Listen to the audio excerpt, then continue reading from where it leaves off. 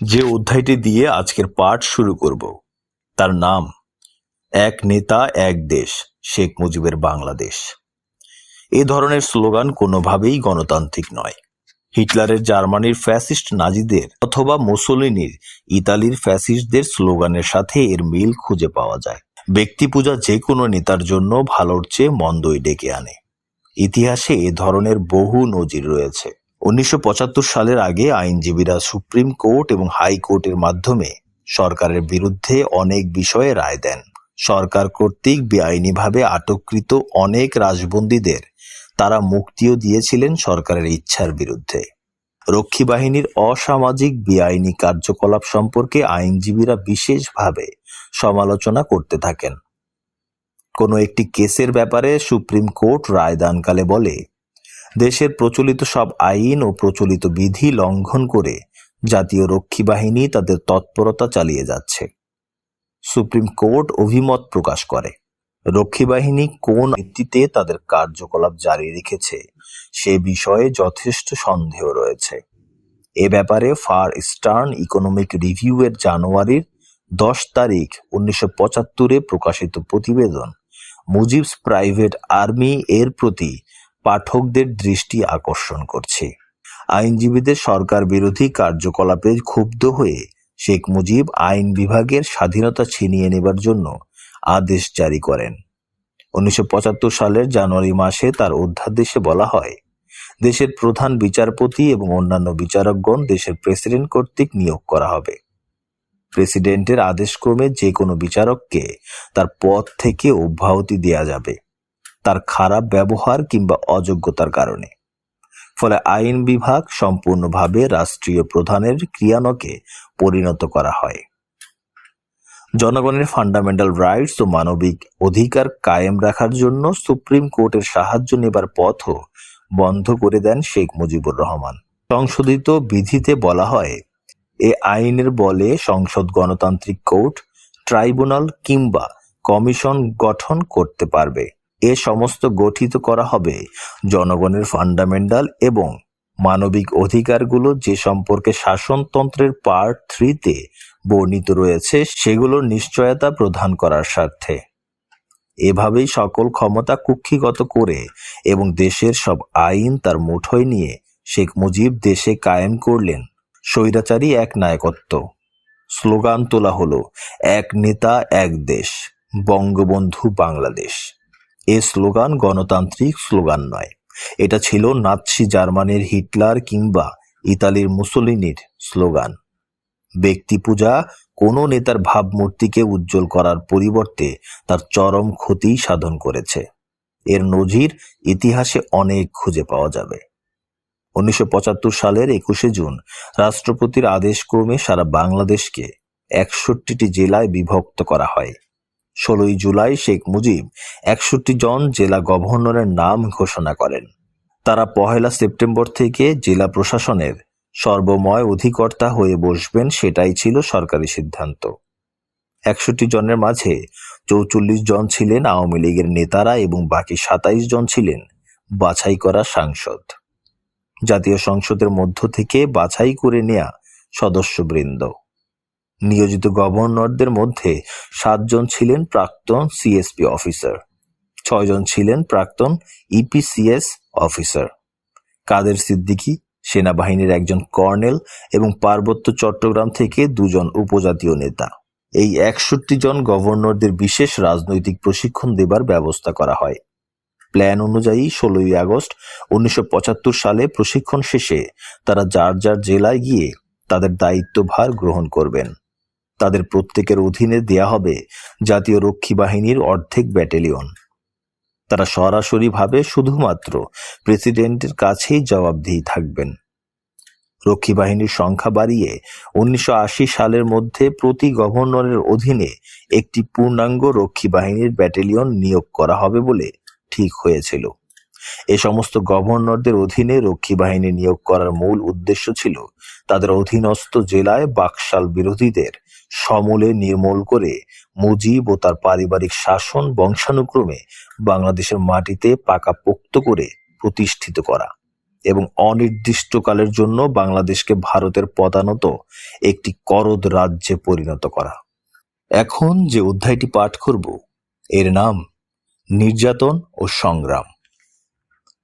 আওয়ামী বাকশাল শাসনের বিরুদ্ধে বিভিন্ন রাজনৈতিক দলসমূহের আন্দোলন বিশদ পর্যালোচনার দাবি রাখে। আওয়ামী বাকশাল বিরোধী আন্দোলনকালে বিভিন্ন বিরোধী দলগুলো সম্পর্কে কিছুটা আলোচনা করার প্রয়োজনীয়তা অনুভব করছি। তাদের দলীয় অবস্থা, আন্দোলনের স্বরূপ, দলীয় নীতি ও কার্যপ্রণালী, সাফল্য, ব্যর্থতা, দলীয় দ্বন্দ্ব ও বিচ্ছিন্ন তৎপরতা প্রভৃতি বিষয় এবং তাদের প্রতি জনসমর্থন সম্পর্কে অনেক কিছুই জানতে পারা যাবে এই আলোচনার মাধ্যমে। বিচ্ছিন্নভাবে তাদের দলীয় প্রতিরোধ স্বৈরাচারী সরকারের বিরুদ্ধে কতটুকু কার্যকরী ছিল এবং তারা কি কখনো একনায়কত্বের অবসান ঘটাতে পারত কিনা সে সম্পর্কেও জনগণের মনোভাব বোঝা যাবে। সে সংগ্রাম ঐক্যবদ্ধভাবে পরিচালনা করা সম্ভব হয়নি কেন? ঐক্য গঠন করার পথে বাধা ছিল কোথায়? ঐক্য প্রতিষ্ঠার আদৌ কোনো চেষ্টা হয়েছিল কিনা? এ সমস্ত বিরোধী দলগুলোর প্রতিরোধ সংগ্রামের মূল উৎপাটন করার ক্ষেত্রে স্বৈরাচারী সরকার কি নীতি গ্রহণ করেছিল এবং তারা তাদের উদ্দেশ্য কতটুকু সফলকাম হয়েছিল, এ সমস্ত প্রশ্নের জবাব খুঁজে পাবার মধ্য থেকেই বেরিয়ে আসবে 15ই আগস্ট 1975 সালের ঐতিহাসিক বৈপ্লবিক পট পরিবর্তনের যৌক্তিকতা। গোড়া থেকেই আওয়ামী বাকশালী বিরোধী আন্দোলনে অগ্রণী ভূমিকায় ছিলেন মজলুম জননেতা মাওলানা ভাসানী, কিন্তু তার সেই বিরোধিতার আগুন সারা দেশব্যাপী ছড়িয়ে দিয়ে জাতিকে সংগঠিত করতে পারেনি তার দল। 1971-এর সংগ্রামের পরিপ্রেক্ষিতে ভাসানী ন্যাপের দলীয় কাঠামো দুর্বল হয়ে পড়ে। স্বাধীনতার পর ভেঙে পড়া সেই দলকে আবার গড়ে তোলার কঠিন দায়িত্ব গ্রহণ করার মতো অবস্থা ছিল না মাওলানা ভাসানীর। বার্ধক্যের জরা এবং ভগ্ন স্বাস্থ্যই ছিল এর প্রধান কারণ। আওয়ামী বাকশালী দুঃশাসনের বিরোধিতা করেছিল জাতীয় সমাজতান্ত্রিক দল। আওয়ামী লীগের ভেতর থেকেই জন্ম হয়েছিল জাসদের। 60-এর দশকের প্রথম থেকেই আওয়ামী লীগের ছাত্র সংগঠন ছাত্রলীগের একাংশ দাবি জানায় পশ্চিম পাকিস্তানের বিরুদ্ধে সশস্ত্র সংগ্রামের মাধ্যমেই কায়েম করতে হবে স্বাধীন সমাজতান্ত্রিক বাংলাদেশ। জনাব সিরাজুল আলম খানি ছিলেন এ দাবির মূল প্রবক্তা। জনাব আসম আব্দুর রব, শাহজাহান সিরাজ 1970 সালের নির্বাচনের পর থেকেই জনগণের মধ্যে এ দাবির পক্ষে আন্দোলন গড়ে তোলার ঘোষণা করেন এবং এ দাবির পক্ষে আন্দোলন গড়ে তোলার চেষ্টা করেন। এই গ্রুপ জেনারেল ইয়াহিয়া খান জাতীয় সংসদ অধিবেশন বাতিল করে দিলে 1 মার্চ 1971 বাংলাদেশ স্বাধীন বলে দাবি তোলেন। 2 মার্চ ঢাকা বিশ্ববিদ্যালয় চত্বরে প্রসিদ্ধ বটতলায় জনাব রব সর্বপ্রথম স্বাধীন বাংলাদেশের পতাকা উত্তোলন করেন। এর পরদিনই এক সভায় শেখ মুজিবের উপস্থিতিতে হঠাৎ করেই জনাব সিরাজ স্বাধীন বাংলাদেশ সম্পর্কে এক ঘোষণাপত্র পাঠ করেন। রব সিরাজ গ্রুপ মনে করেন ইয়াহিয়া সরকারের সাথে শেখ মুজিবের আলোচনার ফলে জনগণের বিপ্লবী চেতনা নিস্তেজ হয়ে পড়ছিল, তাই তারা শেখ মুজিবকে সব আলোচনা বন্ধ করে দেবার জন্য অনুরোধ জানান। 1972 সালের জুলাই মাসে প্রকাশিত ছাত্রলীগের ঘোষণাপত্র এর সাক্ষ্য দেয়। ঘোষণাপত্রটি প্রকাশ করেছিলেন জনাব মোহাম্মদ ইকরামুল হক, ছাত্রলীগের প্রচার সম্পাদক। মুক্তিযুদ্ধকালে তারা জনাব তাজউদ্দিনের নেতৃত্বে গঠিত প্রবাসী সরকারের প্রতি আস্থা প্রদর্শন না করে জনাব তাজউদ্দিনকে একটি বিপ্লবী সরকার গঠন করার পরামর্শ দেন ও তাদের কথা মেনে নেবার জন্য চাপ প্রয়োগ করতে থাকেন। ফলে জনাব তাজউদ্দিনের সাথে তাদের মত পার্থক্য দেখা দেয়। জনাব তাজউদ্দিন তাদের প্রস্তাব প্রত্যাখ্যান করলে তারা ভীষণ ক্ষুব্ধ হয়ে ওঠেন। যুদ্ধ শুরু হওয়ার আগে আন্দোলনের সময় শেখ মুজিবের উপর এই গ্রুপের প্রচন্ড প্রভাব ছিল, কিন্তু শেখ মুজিবের অনুপস্থিতিতে তাজউদ্দিন যখন তাদের প্রস্তাব প্রত্যাখ্যান করলেন তখন তারা বুঝতে পারলেন প্রবাসী সরকারের অধীনে মুক্তিযুদ্ধ করলে তারা তাদের প্রভাব ও ক্ষমতা দুটোই হারাবেন। তাই তারা পরবর্তীকালে ভারতীয় সরকার ও গোয়েন্দা সংস্থার প্রধান জেনারেল ওবান সিং এর সহায়তায় তাজউদ্দিন সরকারের আওতার বাইরে মুজিব বাহিনী গড়ে তোলেন। এ বাহিনীর সার্বিক কর্তৃত্ব ছিল তাদের হাতে। ভারতীয় সেনাবাহিনীর প্রশিক্ষণ এবং অস্ত্রশস্ত্র দিয়ে এ বিশেষ বাহিনী গড়ে তুলতে ভারত সরকার সাহায্য প্রদান করে। যদিও মুজিবের ফিরে আসার পর তার প্রাধান্যই বজায় রাখার জন্য আপাত দৃষ্টিতে এ বাহিনী গঠন করা হয়েছে বলে জনগণ মনে করে। কিন্তু রব সিরাজ গ্রুপ মুজিব পূজায় কতটুকু বিশ্বাস রাখতেন সেটা ছিল একটা বড় প্রশ্ন। স্বাধীনতা উত্তরকালে 1972 সালেই ছাত্রলীগ, শ্রমিক লীগ, কৃষক লীগ এর মাঝে ভাঙন সৃষ্টি করেন সর্বদা পর্দার অন্তরালে থাকা নেপথ্যের নায়ক জনাব সিরাজুল আলম খান। বিদ্রোহী গ্রুপগুলোর সমন্বয়ে 31 অক্টোবর 1972 সালে মেজর জলিলকে প্রেসিডেন্ট এবং জনাব রবকে সাধারণ সম্পাদক করে আত্মপ্রকাশ ঘটে নতুন রাজনৈতিক দল জাতীয় সমাজতান্ত্রিক দল বা জাসদের। নতুন রাজনৈতিক দলের মূল তাত্ত্বিক গুরু হিসাবে দায়িত্ব গ্রহণ করেন জনাব সিরাজুল আলম খান। জাসদের অভিমত ছিল, বাংলাদেশের স্বাধীনতা সংগ্রাম যখন জাতির মুক্তি সংগ্রামের রূপ নিচ্ছিল ঠিক তখনই তাকে বন্ধ করে দেয়া হয় চক্রান্তের মাধ্যমে। স্বাধীনতা সংগ্রাম কাল থেকেই জাসদ নেতৃবৃন্দ আওয়ামী লীগের বিরোধিতা করে আসছিলেন বলে তারা দাবি করেন। তাদের সেই প্রতিরোধ সংগ্রামের পরিসমাপ্তি ঘটে 1975 সালের 15 আগস্টের পট পরিবর্তনের পর। তারা দাবি তোলেন, জনগণের 8% সমর্থন পুষ্ট আওয়ামী লীগ জাতীয় সম্পদের 85% লুট করে নিয়ে নিজেদের সম্পদ বৃদ্ধি করছে। জাসদ নিজেকে সত্যিকারের সর্বহারাদের নিয়ে গঠিত বাংলাদেশ কমিউনিস্ট লীগ এর গণসংগঠক হিসাবে দাবি করে। বাংলাদেশের কমিউনিস্ট লীগ গঠন করেন জনাব সিরাজুল আলম খান। এটি ছিল একটি গোপন সংগঠন। যুদ্ধকালীন সময় থেকে জাসদের জন্ম পর্যন্ত প্রতিটি ব্যাপারে বাংলাদেশ কমিউনিস্ট লীগ মুখ্য ভূমিকা পালন করে। 1975 সালে সরকারি আদেশে বন্ধ করে দেওয়ার আগ পর্যন্ত বাংলাদেশ কমিউনিস্ট লীগ কর্তৃক গণকণ্ঠ নামে একটি জনপ্রিয় পত্রিকা নিয়মিত প্রকাশিত হতে থাকে। অতি পরিচিত ও বিখ্যাত প্রগতিশীল কবি আল মাহমুদ ছিলেন পত্রিকাটির সম্পাদক। দেশের অন্যান্য বিপ্লবী দলগুলোর মতোই দেশের বিভিন্ন সমস্যাগুলি জনগণের কাছে তুলে ধরে জাসদ। 1973 সালে বাংলাদেশ কমিউনিস্ট লীগের ছাত্র ফ্রন্ট বাংলাদেশ ছাত্রলীগের বার্ষিক সম্মেলনে 1972-73 সালের বার্ষিক কার্যবিবরণীতে তৎকালীন জাতীয় রাজনৈতিক পরিস্থিতি এবং রাজনৈতিক ক্ষেত্রে দ্বন্দ্বসমূহের বিশ্লেষণ করে জাতীয় বিপ্লবকে বিজয়ের লক্ষ্যে এগিয়ে নিয়ে দ্বন্দ্বগুলোর অবসান ঘটানোর জন্য বিপ্লবের বিভিন্ন স্তর সম্পর্কে দলিলে সুস্পষ্ট দিক নির্দেশনা দেয়া হয়। বাংলাদেশ কমিউনিস্ট লীগ সমাজতন্ত্রের উত্তরণে 3টি ধাপ নির্ণয় করে বলে, স্বাধীনতা সংগ্রামের 3য় ধাপের পরিসমাপ্তি ঘটবে আওয়ামী লীগ ও তাদের সাম্রাজ্যবাদী এজেন্টদের সাথে সর্বহারাদের রক্তক্ষয়ী ভবিষ্যৎ সংগ্রামের মাধ্যমে। সংসদীয় রাজনীতিকে স্বার্থবাদী মহলের ক্ষমতা কুক্ষিগত করার হাতিয়ার হিসাবে বর্ণনা করা হয়। গ্রামের সামন্তবাদীর অবশেষ মধ্যস্বত্বভোগী এবং উঠতি মধ্যবিত্ত শ্রেণীদের সর্বহারাদের শত্রু শ্রেণী বলে অভিহিত করা হয় সেই দলিলে।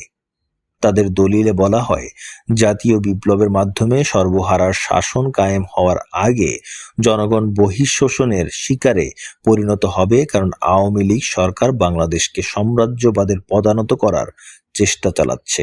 বাংলাদেশ কমিউনিস্ট লীগের তত্ত্ব অনুযায়ী সাম্রাজ্যবাদী শোষণ পরিচালিত হবে মূলত মার্কিন সাম্রাজ্যবাদের ঋণ ও অনুদানের মাধ্যমে। তবে বাংলাদেশ অর্থনৈতিকভাবে শোষিত হবে রুশ ও ভারতের দ্বারাও। এজন্য প্রয়োজনীয় শোষণমূলক অর্থনৈতিক সম্পর্কের নীতি প্রণয়ন করা হয়েছে। উদাহরণস্বরূপ, তাদের রিপোর্টে বলা হয়, যুক্তিহীন এবং অন্যায়ভাবে ঢাকার পরিবর্তে দিল্লিতে ইন্দো বাংলাদেশ জুট কর্পোরেশনের প্রধান কার্যালয় স্থাপন করা হয়েছে। এ সম্পর্কে বাংলাদেশ কমিউনিস্ট লীগ মনে করে, কোনো এক পর্যায়ে গণচীন বাঙালিদের মুক্তি সংগ্রামের প্রতি সহানুভূতিশীল হয়ে উঠবে। এই প্রেক্ষিতে যদিও কমিউনিস্ট লীগ আন্তর্জাতিক কমিউনিস্ট আন্দোলনের দ্বন্দ্বের বাইরে নিজেদের রাখার সিদ্ধান্ত গ্রহণ করেছিল, তথাপি চীনপন্থী অন্যান্য সাম্যবাদী লেনিনবাদী জাতীয় রাজনৈতিক দলগুলো সম্পর্কে বন্ধুসুলভ মনোভাব পোষণ করার সিদ্ধান্তই গ্রহণ করা হয়েছিল রিপোর্টে। জাসদ মুক্তি বাহিনীর প্রাক্তন সদস্যদের মাঝ থেকে দলীয় সদস্য রিক্রুট করতে থাকে। সেনাবাহিনীর মধ্যেও তাদের প্রকাশনী লাল ইস্তেহারের মাধ্যমে গোপন সেল গঠনের উদ্যোগ গ্রহণ করে জাসদ। 20 জানুয়ারি 1974 সালে জাসদ, বাংলাদেশ কমিউনিস্ট লীগ এবং জাতীয় শ্রমিক লীগ যুক্তভাবে বাংলাদেশের উপর মার্কিন, রুশ এবং ভারতের অর্থনৈতিক ও রাজনৈতিক আধিপত্যের বিরোধিতা করে এক হরতালের ডাক দেয়। হরতালের সময় নেতারা শিক্ষক এবং শ্রমিকদের বেতন বৃদ্ধির দাবি জানান। তারা বাংলাদেশের সর্বপরিসরে দুর্নীতি, বিশেষ জরুরি আইন, সরকারের স্বজনপ্রীতি এবং বিশেষভাবে আওয়ামী লীগ সমর্থকদের মধ্যে পারমিট লাইসেন্স বিতরণের বিরুদ্ধে তীব্র ক্ষোভ প্রকাশ করেন। দেশব্যাপী সেদিন পূর্ণ হরতাল পালিত হয়। 17 মার্চের মধ্যে সরকার তাদের দাবি না মানলে তারা ঘেরাও এর হুমকি দেন। 17 মার্চ জাসদ স্বরাষ্ট্রমন্ত্রীর বাড়ি ঘেরাও করে। পুলিশ ঘেরাও ভঙ্গ করে। পুলিশের গুলিতে 3 জন নিহত ও 14 জন গুরুতরভাবে আহত হন। মেজর জলিল, জনাব রব এবং আরও 40 জন জাসদ কর্মী আহত অবস্থায় বন্দী হন। গোপন সংগঠনের অন্যান্য নেতাদের সাথে জনাব সিরাজুল আলম খান সেদিন পালিয়ে যেতে সক্ষম হন। পরে তারা গ্রামাঞ্চলে তাদের সংগ্রাম চালিয়ে যেতে থাকেন। সেদিনের ঘটনাকে অনেকে চরম হঠকারী প্ররোচনা বলে আখ্যায়িত করেছিলেন। জনাব সিরাজুল ইসলাম চৌধুরী জাসদ সম্পর্কে তার স্বাধীনতার স্পৃহা, সাম্যের ভয় গ্রন্থে লেখেন, মুসলিম লীগের ঘর ভেঙে একদা আওয়ামী লীগ বের হয়ে এসেছিল। অনেকটা সেই পদ্ধতিতেই আওয়ামী লীগ ভেঙে বের হয়ে এসেছে জাতীয় সমাজতান্ত্রিক দল জাসদ। এরা নিজেদেরকে বলছে র্যাডিক্যাল, চরমপন্থী। তাদের তরুণ ও বিরাট কর্মী বাহিনী যে সমাজতন্ত্রের ডাকেই এই দলে এসে যোগ দিয়েছিল তাতে সন্দেহের কোনোই কারণ নেই। কিন্তু নেতৃত্বে যারা ছিলেন তারা মনে হয় সমাজতন্ত্রী ছিলেন না, আওয়ামী লীগারই ছিলেন আসলে। তাদের ইচ্ছে ছিল শেখ মুজিবকে নিয়ে বিপ্লবী সরকার গঠন করবেন, কিন্তু শেখ মুজিব তার অবস্থান ছেড়ে বিপ্লবী হতে রাজি হননি, ফলে এরা এগিয়ে গেছেন নিজেদের পথ ধরে। এদের দলের নামের সঙ্গে জাতীয় এর যোগাযোগ আপত্তিক ঘটনা বলে মনে হয় না। এরাও জাতীয়তাবাদী ছিলেন, নিজেদের শ্রেণীগত স্বার্থই দেখছিলেন, কিন্তু শ্রেণী সংগ্রামের আওয়াজ দিয়েছেন যাতে লোক জড়ো করা যায়, নায়ক হওয়া যায় নতুন প্রজন্মের ও নতুন বাংলাদেশের। শেখ মুজিব যদি আর না ফেরেন তাহলে বামপন্থীদের কি করে মোকাবেলা করা যাবে তার আগাম ব্যবস্থা হিসেবে এরা 71-এ মুজিব বাহিনী গড়েছিলেন। লক্ষ্য করলে দেখা যাবে তাদের রাজনীতি ছিল বুর্জুয়াদের রাজনীতি, যদিও তাদের আওয়াজগুলো ছিল বিপ্লবী। ফলে তাদের নেতারা জাতীয় পুনর্গঠনের আন্দোলনের মাধ্যমে সরকারকেই সমর্থন দান করে যাচ্ছিলেন, এতে বিস্ময়ের কোনো অবকাশ নেই। তার এই বক্তব্যের সত্য মিথ্যা যাচাই করবার ভার রইল পাঠকদের উপর। জাসদের এবং মুজিব বাহিনীর সৃষ্টি প্রক্রিয়া থেকে একটা জিনিস পরিষ্কার হয়ে ওঠে। ভারতীয় সরকার 4 খলিফার মাধ্যমে প্রথমে মুজিব বাহিনী, পরে খলিফাদের মূল ব্যক্তিত্ব জনাব সিরাজুল আলম খানের প্রচেষ্টায় জাসদ সৃষ্টি হওয়ায় বিশেষভাবে উপকৃত হয়। শুধু শ্রীমতী ইন্দিরা গান্ধী এবং প্রধান জেনারেল ওবান সিং এর সাথেই জনাব সিরাজুল আলম খানের বিশেষ সম্পর্ক ছিল তা নয়। সংগ্রামকালে 1971 সালে ভারতের প্রখ্যাত রাজনীতিবিদ শ্রী জয়প্রকাশ নারায়ণের সাথেও জনাব সিরাজুল আলম খানের ঘনিষ্ঠতা গড়ে উঠেছিল। 1971 সালে জনাব সিরাজুল আলম খানের নেতৃত্বে ছাত্র নেতারা দিল্লি গিয়ে শ্রীমতী ইন্দিরা গান্ধীর কাছে তাজউদ্দিনের বিরোধিতা করে তাদের নেতৃত্বে মুজিব বাহিনী গঠন করার প্রস্তাব পেশ করলে ভারত সরকার প্রধান শ্রীমতী ইন্দিরা গান্ধী ও প্রধান জেনারেল ওবান সিং তাদের সেই প্রস্তাব সানন্দে গ্রহণ করেছিলেন মূলত দুটো সুদূরপ্রসারী কারণে। প্রথমত, স্বাধীনতার পর বাংলাদেশের প্রগতিশীল শক্তিসমূহের বিরুদ্ধে এদের গুটি হিসাবে ব্যবহার করার জন্য।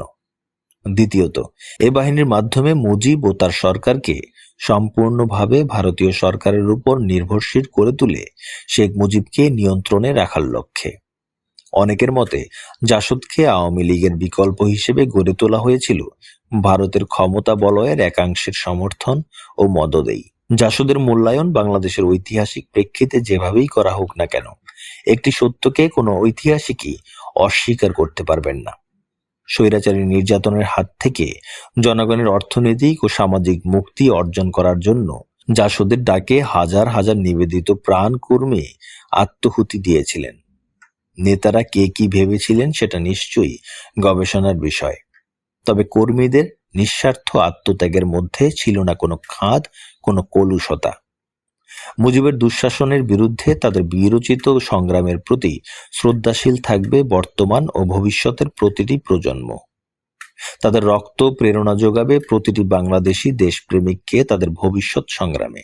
তাদের সাফল্য ও ব্যর্থতার সঠিক মূল্যায়নের মাঝে খুঁজে পাওয়া যাবে ভবিষ্যতের সঠিক দিক নির্দেশনা। আওয়ামী বাকশালী শাসনের বিরোধিতা করেছিল বাংলাদেশের কমিউনিস্ট পার্টি। লেনিনবাদী স্বাধীনতা যুদ্ধের সময় পিকিংপন্থী 5টি কমিউনিস্ট গ্রুপ একত্রিত হয়ে যে বিপ্লবী সমন্বয় কমিটি কলকাতায় গঠন করেছিল, তাদেরই 4টি গ্রুপের ঐক্যের মাধ্যমে স্বাধীনতার পর সৃষ্টি হয় বাংলাদেশের কমিউনিস্ট পার্টি লেনিনবাদী। স্বাধীনতা উত্তরকালে প্রবীণ নেতৃত্বের চেয়ে নবীনরাই সংগ্রামে অভূতপূর্ব গতিশীলতার সৃষ্টি করে। তারা যখন জনসমর্থন পেয়ে স্বৈরাচারী সরকারের বিরুদ্ধে সংগ্রামে লিপ্ত, তখন পুরনো নেতৃত্ব তাত্ত্বিক কচকচানি নিয়েই ব্যস্ত থেকে নিজেদের দেউলিয়াপনা প্রকাশ করে গণবিচ্ছিন্ন হয়ে পড়েন। তাদের দেউলিয়াপনা, নেতৃত্বের লোভ, ভাববাদী তাত্ত্বিক চর্চা, সন্দেহ প্রবণতা, একে অপরের প্রতি অবিশ্বাস প্রভৃতি কারণেই স্বাধীনতা সংগ্রামে তারা উল্লেখযোগ্য বা আশানুরূপ অবদান রাখতে ব্যর্থ হন। ফলে ক্রমশ তারা জনগণ থেকে সম্পূর্ণভাবে বিচ্ছিন্ন হয়ে পড়েন। নবীন প্রজন্ম তাদের উপর আস্থা হারিয়ে ফেলে। নেতাদের অনেকের ব্যক্তিগত ত্যাগ স্বীকারের উজ্জ্বল দৃষ্টান্ত থাকলেও এটাই বাস্তব সত্য হিসেবে প্রতিষ্ঠিত। তাদের ব্যর্থতা সাফল্যের চেয়ে অনেক বেশি, সেটাও আজ প্রমাণিত। অতীতে বিভিন্ন সংগ্রামের মাধ্যমে বাংলাদেশের জনগণ যখন সত্যিকারের মুক্তির জন্য পরিস্থিতিকে এগিয়ে নিয়ে গেছে, তখন নেতাদের ভ্রান্ত ও নেতিবাচক ভূমিকার ফলেই আসল লক্ষ্য জনগণ অর্জন করতে ব্যর্থ হয়েছে। জনগণ সর্বদা চলেছে আগে আর নেতারা চলেছেন পেছনে। আমাদের দেশের জনগণের সংগ্রামের ঐতিহ্যে এটাই বড় সত্য। লজ্জাকর হলেও এ সত্যকে খণ্ডাবার উপায় নেই। সত্যকে মিথ্যা করার প্রচেষ্টা থেকেছে সর্বকালে, কিন্তু সত্যকে মেনে নিয়ে এগুলেই আশানুরূপ ফল পাওয়া যায়। মিথ্যার আবর্তে পাওয়া যায় শুধু বঞ্চনা ও প্রতারণা। ব্যর্থতার আবর্তে ঘুরপাক খেতে না চাইলে নতুন প্রজন্মকে অতীত থেকে শিক্ষা নিয়ে চলতে হবে ভবিষ্যৎ পানে। তারুণ্যের উদ্দাম ও গতিশীলতার পথে প্রতিবন্ধকতা সৃষ্টি না করে প্রবীণরা নবীনদের পথ থেকে সরে দাঁড়ালেই অক্ষুণ্ণ থাকবে তাদের সম্মান। আর যদি তারা স্বার্থপরের মতো নিজেদের ক্ষমতা কুক্ষিগত করে রাখার চেষ্টা করেন, তবে তারুণ্যের প্লাবনের দুর্বার স্রোত তাদের টেনে নিয়ে ফেলবে ইতিহাসের আস্থা করে। সময়কে হাতের মুঠোয় পুরে রাখার ব্যর্থ প্রচেষ্টা না করে সময়ের দাবিকে মেনে নেওয়াটাই হবে নেতাদের জন্য কল্যাণকর। আওয়ামী বাকশালী স্বৈরতন্ত্রের বিরোধিতা করেছেন সচেতন মুক্তিযোদ্ধারা। সদ্য মুক্ত বাংলাদেশের সর্বত্র প্রতিটি মুক্তিযোদ্ধা হয়ে উঠেছিল অন্যায়, জুলুম, অত্যাচার এবং লুটপাটের বিরোধিতার সংগ্রামে উজ্জ্বল প্রতীক। তারা লড়েছেন বিভিন্ন অবস্থান থেকে। কেউ তাদের নিজস্ব এলাকায় জনগণের প্রতিরোধ গড়ে তোলায় নেতৃত্ব দিয়েছেন, কেউ সংগ্রাম করেছেন রাজনৈতিক বিরোধী দলের ছত্রছায়ায়, কেউ বা লড়েছেন সেনাবাহিনীর সদস্য হিসেবে। তাদের এ বহুমুখী ধারার সচেতনাকে সাংগঠনিক রূপ দেবার প্রচেষ্টা না থাকায় প্রতিরোধ দানা বেঁধে উঠতে পারেনি। যারা রাজনৈতিক দলে যোগ দিয়েছিলেন, দলীয় গণ্ডির মাঝেই তাদের অস্তিত্ব বিলীন হয়ে যায়। অথচ স্বাধীনতা সংগ্রামের মাধ্যমে তাদের মাঝে যে দেশপ্রেম, জনগণের প্রতি অকৃত্রিম ভালোবাসা এবং নিঃস্বার্থ কর্মপ্রেরণার সৃষ্টি হয়েছিল, তাকে সুষ্ঠু নেতৃত্বের অধীনে সুসংহত করতে পারলে বাংলাদেশের বর্তমান অনেক সংকটের অবসান হতো, সেই বিষয়ে কোনো সন্দেহের অবকাশ নেই। দেশ স্বাধীন হওয়ার পর যদিও তৎকালীন সরকার তাদের একটি ক্ষুদ্র অংশকে বাড়তি সুবিধাদি দিয়ে হাত করার চেষ্টা করেছিলেন, তবুও সংখ্যাগরিষ্ঠ মুক্তিযোদ্ধা তাদের সততা, দেশপ্রেম সামান্য প্রলোভনে কারো কাছে বিক্রি করে দেননি।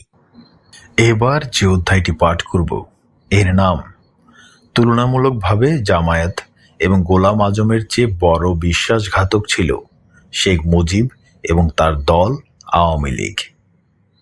মুক্তিযুদ্ধ সম্পর্কে নীতিগত অবস্থান গ্রহণ করেছিল জামায়াত, কিন্তু তথাকথিত মুক্তিযুদ্ধের চেতনার রক্ষক আওয়ামী বাকশালীরা স্বাধীনতার পর অন্যায়ভাবে হত্যা করেছিল শত সহস্র মুক্তিযোদ্ধা। 1990-এর দশকের প্রথম যখন প্রফেসর গোলাম আজমের নাগরিকত্বের বিষয়টি কোর্টে বিবেচনাধীন, তখন তথাকথিত 1971-এর চেতনার ধারক বাহকরা জাহানারা ইমামকে সামনে রেখে ঘাতক দালাল নির্মূল কমিটি নামে একটি প্ল্যাটফর্ম তৈরি করেছিল। এ বিষয়ে কোনো বিতর্কে না গিয়ে সহজেই বলা চলে, ওই ধরনের উদ্যোগ নেবার আগে নিজেদের অতীতের দিকে তাদের দৃষ্টি দেওয়া উচিত ছিল।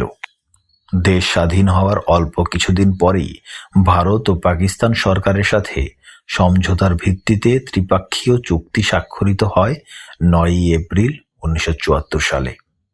চুক্তিবদ্ধ হয়ে যুদ্ধ অপরাধীদের বিনা বিচারে মুক্তি দিয়ে স্বাধীনতা বিরোধীদের প্রতি সাধারণ ক্ষমা ঘোষণা করেন মুজিব। আপোষকামী এবং সুবিধাবাদী চরিত্রের শেখ মুজিবুর রহমান সর্বপরিসরে স্বাধীন বাংলার মাটিতে স্বাধীনতার শত্রুদের পুনর্বাসিত করে স্বাধীনতার চেতনার সাথে বেইমানির এক অবিশ্বাস্য নজির স্থাপন করেছিলেন। সে সময় অধুনাকালের তথাকথিত স্বাধীনতার সপক্ষের শক্তির চ্যাম্পিয়নরা সব কোথায় ছিলেন? কেন সেদিন শেখ মুজিবের স্বৈরশাসনের বিরুদ্ধে তারা সোচ্চার হয়ে উঠলেন না? শেখের আমলে গোলাম আজমের বিরুদ্ধে গণ আদালত গঠন করা হলো না কেন? গোলাম আজম বাংলাদেশের স্বাধীনতা সংগ্রামের বিরোধিতা করেছিলেন তার রাজনৈতিক আদর্শের কারণে। তিনি যদি অপরাধী হন, তবে তার চেয়েও বড় অপরাধী শেখ মুজিব, তার দল ও আওয়ামী বাকশালীরা। স্বাধীন বাংলাদেশের রাষ্ট্রীয় ক্ষমতা এককভাবে কক্ষিগত করে নিয়ে স্বাধীনতার চেতনাকে সমূলে উৎপাটন করার চক্রান্ত করে জাতির সাথে চরম বিশ্বাসঘাতকতা করেছিলেন তিনি ও তার দল। নির্বিচারে হত্যা করেছিলেন হাজার হাজার মুক্তিযোদ্ধা। তাই যুক্তিসঙ্গত কারণেই বাংলাদেশের মাটিতে গণ আদালতে গোলাম আজম ও তার দোসরদের বিচারের আগে বিচার করতে হবে শেখ মুজিব এবং আওয়ামী বাকশালীদের। শহীদ মুক্তিযোদ্ধা রুমির মা জাহানারা ইমাম পুত্র হারাবার শোকে তার স্বামীও মারা যান। 20 বছর পর তথাকথিত গণ আদালত গঠন করে আওয়ামী বাকশালীদের সাথে একই মঞ্চে দাঁড়িয়ে গোলাম আজমের বিচারের প্রহসন করে তিনি তার ছেলে শহীদ রুমির বুকের রক্তের সাথেই বেইমানি করার অপরাধে অপরাধী হয়েছেন। মুক্তিযোদ্ধা নিধনকারী আওয়ামী বাকশালীদের সাথে একাত্মতা ঘোষণা করে তিনি প্রকৃত মুক্তিযোদ্ধাদের কাছে তার সম্মান হারিয়েছেন। একজন মুক্তিযোদ্ধা হিসেবে তার এ ধরনের উদ্যোগে ব্যক্তিগতভাবে আমিও দুঃখ পেয়েছি। জনাব রব, মেনন অ্যান্ড গং এবং তথাকথিত প্রগতিশীল বিপ্লবী দলগুলোর নেতারা যারা বর্তমানে আওয়ামী লীগের লেজুর বৃত্তি করার প্রতিযোগিতায় লিপ্ত হয়েছেন, তারাও আজ একই অপরাধে অপরাধী। তাদের নেতৃত্বে স্বৈরাচারী আওয়ামী বাকশালী দুঃশাসনের বিরোধিতা করতে গিয়ে প্রাণ হারিয়েছিলেন হাজার হাজার মুক্তিযোদ্ধা ও দলীয় কর্মী। হালে আওয়ামী বাকশালীদের সাথে একাত্মতা ঘোষণা করে তাদেরকে স্বাধীনতার সপক্ষের শক্তিরূপে প্রতিষ্ঠিত করার তাদের অপচেষ্টা জনগণকে বিস্মিত করেছে। নিজেদের স্বতন্ত্র বিসর্জন দিয়ে আওয়ামী লীগে বিলীন হয়ে গিয়ে তারা নিজেদের আওয়ামী বাকশালীদের বি টিম বলে জনগণের মনে যে সন্দেহ বিরাজমান ছিল তাকেই সত্য বলে প্রমাণ করেছেন। হারিয়েছেন বিশ্বাসযোগ্যতা। লাখো শহীদের রক্তের সাথে বেইমানির শাস্তিস্বরূপ তারা নিক্ষিপ্ত হবেন ইতিহাসের আস্থা করে। ইতিহাসের বিধান অমোঘ। সত্যকে খুঁজে বের করার দায়িত্ব ঐতিহাসিকদের। সত্যের উপর ভিত্তি করেই সৃষ্টি হয়েছে গতিশীল মানব সভ্যতার ইতিহাস। বাংলাদেশের ব্যাপারেও এর ব্যতিক্রম হবে না। এবার যে অধ্যায়টি পাঠ করব, এর নাম আমি এবং 32 নম্বর ধানমন্ডি। ব্যক্তিগত সম্পর্কের কারণে 32 নম্বর ধানমন্ডির বাসভবন আমার জন্য ছিল অবারিত দ্বার। যখন ইচ্ছে তখনই আমি সেখানে যেতে পারতাম। যখনই আমি 32 নম্বরে গিয়েছি, সব সময় দেখেছি লোকের ভিড়। সবাই শেখ মুজিবকে ঘিরে রাখছে, কিন্তু কম লোকজনকেই দেখেছি তার সামনে কোনো প্রশ্নের সঠিক এবং সত্য জবাব দিতে। বেশিরভাগ লোকই তোষামত করে যা বললে তিনি খুশি হন সেটাই বলতো। আশ্চর্য হতাম তাদের চাটুকারিতা এবং মোসায়েবিপনায়। দর্শনার্থীরা এ কথা সে কথার পর সুবিধা মতো নিজের ব্যক্তিগত কাজটি বাগিয়ে নিয়ে কেটে পড়তেন। এটাই ছিল নিত্য নৈমিত্তিক ব্যাপার। তিনি আমাকে বিশেষভাবে স্নেহ করতেন। মুজিব পরিবারের অন্য সবাইও আমাকে এবং আমার স্ত্রী নিম্মিকে খুবই ভালোবাসত। পাকিস্তান থেকে ফেরার পর 1972 সালে আমাদের প্রথম বিবাহ বার্ষিকীতে তিনি সপরিবারে উপস্থিত হয়ে আমাদের আশীর্বাদ করেছিলেন। সে অনুষ্ঠানই ছিল তার বাংলাদেশে আসার পর প্রথম কোনো সামাজিক অনুষ্ঠানে উপস্থিতি। পুরো মন্ত্রী পরিষদও উপস্থিত ছিলেন সে অনুষ্ঠানে। আমি ও আমার পরিবারবর্গ রাজনৈতিকভাবে তার দল ও রাষ্ট্র পরিচালনা করার নীতিকে সমর্থন না করলেও তাকে ব্যক্তিগতভাবে খুবই শ্রদ্ধা করতাম। নিজের কোনো স্বার্থ হাসিলের জন্য আমি তার কাছে কখনোই যাইনি। যেতাম সত্যকে তার কাছে তুলে ধরার জন্য। ভাবতাম সবাই যেখানে চামচাগিরি করছে সেখানে সাহস করে সত্যকে তার সামনে তুলে ধরলে তিনি নিশ্চয়ই তা অনুধাবন করতে পারবেন এবং এতে করে তার দায়িত্ব সুষ্ঠুভাবে পালন করতে তার সুবিধা হবে। তার রাষ্ট্র পরিচালনায় জনগণের আশা আকাঙ্ক্ষার প্রতিফলন ঘটবে। একদিন বেশ রাত করে ধানমন্ডির এক বন্ধুর বাসার পার্টি থেকে ফিরছিলাম আমি ও নিম্মি। মুষলধারে বৃষ্টি পড়ছে, অল্প দূরেও কিছুই দেখা যাচ্ছে না। ইন্টারকন ছেড়ে পুরনো গণভবন মানে বর্তমানের সুগন্ধার কাছাকাছি এসেছি। হঠাৎ বিপরীত দিক থেকে একটি গাড়ি অতি দ্রুত গতিতে আসছে দেখলাম। দূর থেকে গাড়ির ভিতর থেকে হই হল্লোড়ের আওয়াজ শুনতে পেলাম। কিছু উশৃঙ্খল তরুণ বেসামাল অবস্থায় হই হুল্লোড় করছিল। গাড়িটিও এগিয়ে আসছিল ঠিক একই অবস্থায় এঁকে বেঁকে। নিয়ন্ত্রণহীন গাড়ি থেকে নিজেদের বাঁচাবার জন্য গাড়ি একটু সাইড করতেই গাড়ি স্কিড করে গিয়ে জোরে মুখোমুখি ধাক্কা খেল সামনের ল্যাম্পপোস্টের সাথে। জোরে ধাক্কা লাগায় ইঞ্জিন বন্ধ হয়ে গেল। সামনের বনেটটাও দুমড়ে মুচড়ে ভিতরে ঢুকে গেছে। গাড়ি কিছুতেই আর স্টার্ট নিচ্ছে না। অন্য গাড়িটি আমাদের অবস্থা দেখে না থেমে আরো দ্রুত বেগে দৃষ্টির বাইরে চলে গেছে। বৃষ্টির প্রচণ্ডতা ক্রমশ বেড়েই চলেছে। রাত অনেক হয়েছে, তার উপরে এমন বৃষ্টি, তাই রাস্তাও একদম ফাঁকা। স্টিয়ারিং এর সাথে মাথা লেগে মাথা ফেটে রক্ত ঝরে পড়ছে আমার কপাল বেয়ে। নিম্মির অবশ্য কিছুই হয়নি। আমার রক্ত দেখে ঘাবড়ে গেছে বেচারি। কি করব কিছুই বুঝতে পারছিলাম না। ইঞ্জিনটা একটু নেড়ে চেড়ে দেখছিলাম যদি কোনো মতে গাড়িটা স্টার্ট নেয়। না, কিছুতেই কিছু হচ্ছে না। হঠাৎ সাইরেন বাজিয়ে রাষ্ট্রপতির কাফেলা এগিয়ে আসছে দেখতে পেলাম। আমি তখন অসহায় অবস্থায় দাঁড়িয়ে আছি গাড়ির পাশে। কাফেলা কাছে আসতেই রাষ্ট্রপতির গাড়ি দাঁড়িয়ে পড়ল। গাড়ির জানালার কাঁচ নামিয়ে স্বয়ং রাষ্ট্রপতি মুখ বের করে আমাকে জিজ্ঞেস করলেন কি ব্যাপার। কপালের রক্তক্ষরণ দেখে বুঝতে পারলেন গাড়ির অ্যাক্সিডেন্ট হয়েছে। মুহূর্তে তিনি তার একজন সহযোগীকে নির্দেশ দিলেন অবিলম্বে গাড়িতে করে আমাদের হাসপাতালে নিয়ে যেতে। তার হুকুমে আমি ও নিম্মি তার কাফেলারই একটি গাড়িতে করে সিএমএইচে পৌঁছালাম। চিকিৎসার পর তার গাড়িতেই বাসায় ফিরলাম। বাসায় ফিরে দেখি বাসার সবাই উৎকণ্ঠিত অবস্থায় আমাদের জন্য অপেক্ষা করছে। আমার মাথায় ব্যান্ডেজ দেখে সবাই ভরকে গিয়েছিল। রাষ্ট্রপতি বাড়ি ফিরেই মালিবাগে আমাদের দুর্ঘটনার খবরটা পৌঁছে দেওয়ার ব্যবস্থা করেছিলেন। ফোনে অবশ্য জানানো হয়েছিল অ্যাক্সিডেন্ট তেমন একটা সিরিয়াস নয়, তাই ঘাবড়াবার কোনো কারণ নেই। আব্বাকে আশ্বস্ত করার জন্য বলা হয়েছিল দুর্ঘটনাস্থলের কাছ দিয়ে যাবার সময় আমাদের দেখতে পেয়ে স্বয়ং রাষ্ট্রপতি আমাদের গাড়ি করে হাসপাতালে পাঠিয়ে দেবার বন্দোবস্ত করেছেন। এই ঘটনার অবতারণা এখানে এর জন্য করা হলো যা থেকে পাঠক বুঝতে পারবেন ব্যক্তি এবং পারিবারিক পর্যায়ে মুজিব পরিবারের সাথে আমাদের কি ধরনের ঘনিষ্ঠতা ছিল, কিন্তু কোনো সম্পর্কই নীতি আদর্শের ঊর্ধ্বে নয়। তাই আমিও পারিনি আপোষ করতে।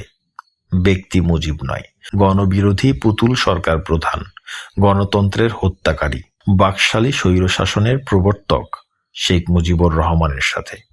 এবার যে অধ্যায়টি পাঠ করব এর নাম অবাধ চোরাচালান এবং চরম দুর্নীতির ফলেই 1974 সালের দুর্ভিক্ষ হয়। 1972 সালের যে কোনো খবরের কাগজ খুললে দেখা যাবে প্রায় সব খবরই হচ্ছে খুন, রাহাজানি এবং ছিনতাই সংক্রান্ত। 1972 সালের যে কোনো জাতীয় সংবাদপত্র খুললে প্রথমেই চোখে পড়বে খুন, ডাকাতি, ছিনতাই, রাহাজানি আর দ্রব্যমূল্য বৃদ্ধির খবর। প্রতিদিন দেশের শহরগুলোতে ঘটছিল প্রকাশ্য খুন, ডাকাতি ও রাহাজানির ঘটনা। গ্রামে গঞ্জেও চলছিল ত্রাসের রাজত্ব। ক্রমবর্ধমান এ ত্রাসের নাগপাশে জনগণ এক শ্বাসরুদ্ধকর অবস্থায় কাল অতিবাহিত করছিল। যখন জনগণের পরনে কাপড় নেই, তখনই ঘটেছিল সুতা নিয়ে কেলেঙ্কারি। পেটে যখন ভাত নেই, তখন লাখ লাখ টন বিদেশি সাহায্যে প্রাপ্ত খাদ্য নির্বিবাদে পাচার হয়ে গিয়েছিল সীমান্তের ওপারে। মুসলিম নেতা ভাসানী অবাধে চোরাচালানের প্রতিবাদে সোচ্চার হয়ে ওঠেন। তিনি আওয়াজ তোলেন সোভিয়েত সামাজিক সাম্রাজ্যবাদ ও ভারতীয় সম্প্রসারণবাদের বিরুদ্ধে। জবাবে আওয়ামী লীগ সরকার তাকে চীন ও পাকিস্তানের দালাল, মার্কিন সাম্রাজ্যবাদের তল্পিবাহক প্রভৃতি বলে আখ্যায়িত করে। অথচ ইতিহাস সাক্ষ্য দেবে 1968-1969 সারা জাগানো আন্দোলনকালে বরফের উপর আঘাত করেছিলেন সর্বপ্রথম যে ব্যক্তি, তার নাম মাওলানা ভাসানী। মাওলানার সার্বজনীন আহ্বানের পরিপ্রেক্ষিতেই ছাত্ররা দিলেন 11 দফা। তারই নির্দেশে ন্যাপ তার নিজস্ব 14 দফা বাদ দিয়ে 11 দফাকেই তাদের দাবি হিসেবে গ্রহণ করে। 69-এর কারাবন্দী মুজিবুর রহমানকে মুক্ত করার দুর্বার গণ আন্দোলনও গড়ে তুলেছিলেন এই মাওলানা ভাসানী। 16 ফেব্রুয়ারি পল্টনের বিশাল জনসভায় তিনি বজ্রকণ্ঠে হুঁশিয়ারি উচ্চারণ করেন, প্রয়োজন হলে ফরাসি বিপ্লবের মতো জেলখানা ভেঙে মুজিবকে বের করে আনব। তার মতো একজন অভিজ্ঞ প্রবীণ রাজনৈতিক উদারপন্থী নেতাকে সাম্প্রদায়িক উস্কানিদাতা বলে গালাগালি দিতেও কুণ্ঠাবোধ করেনি শাসক দল। এই গালাগাল পর্ব শুরু করেন তরুণ নেতারা, পরে প্রবীণরাও ক্রমে তাদের সাথে যোগদান করেন। মার্চের শুরু থেকেই খবর আসতে থাকে দেশের বিভিন্ন স্থান থেকে মানুষ মরছে অনাহারে, না খেয়ে। বগুড়া, রংপুর, দিনাজপুর, টাঙ্গাইলে বিরাজ করছে দুর্ভিক্ষ অবস্থা। আকাশচুম্বী দ্রব্যমূল্য বৃদ্ধির প্রতিবাদে বিক্ষোভ মিছিল বের হতে থাকে স্থানে স্থানে। এই অবস্থায় ভারতীয় দূতাবাসের মুখপাত্র স্বীকার করেন যে চোরাচালান হচ্ছে ব্যাপক হারে। তারা বলেন, সীমান্ত বাণিজ্য চুক্তি হয়ে গেলেই এই চোরাচালান বন্ধ হবে। এ বক্তব্য দূতাবাস থেকে দেয়া হয় 23 মার্চ 1972 তারিখে। দুর্নীতি ছড়িয়ে পড়ে দেশের সব জায়গায়, সর্বস্তরে। 1972 সালের 27 ফেব্রুয়ারি শেখ মুজিব তার সংসদ সদস্যদের প্রতি এক নির্দেশ জারি করে বলেন, চাকুরি, নিয়োগ, বদলি, পদোন্নতির জন্য কেউ সুপারিশ করবেন না, প্রশাসনকে চলতে দিন। 11 মার্চ দৈনিক বাংলায় এক খবর বের হয় সিগারেটের পারমিট নিয়ে। বাংলাদেশ টোবাকো কোম্পানির 25 জন ডিস্ট্রিবিউটর নিয়োগের জন্য কর্তৃপক্ষ 3000 সুপারিশপত্র পেয়েছেন। সুপারিশকারীরা প্রত্যেকেই এমন প্রভাবশালী যে কোম্পানি কাকে ছেড়ে কাকে ডিলারশিপ দেবেন সে সম্পর্কে কোনো সিদ্ধান্তই নিতে পারছেন না। 6 জুন চোরাচালানের স্বর্গ সিলেট থেকে দৈনিক বাংলার প্রতিনিধি খবর পাঠান যে গ্রেফতারকৃত চোরাচালানিরা প্রভাবশালী ক্ষমতাসীন নেতাদের চাপে ছাড়া পাচ্ছে। একইভাবে অর্থনৈতিক ক্ষেত্রে চরম নৈরাজ্য নেমে আসে সরকারের পারমিটবাজি নীতির সূচনায়।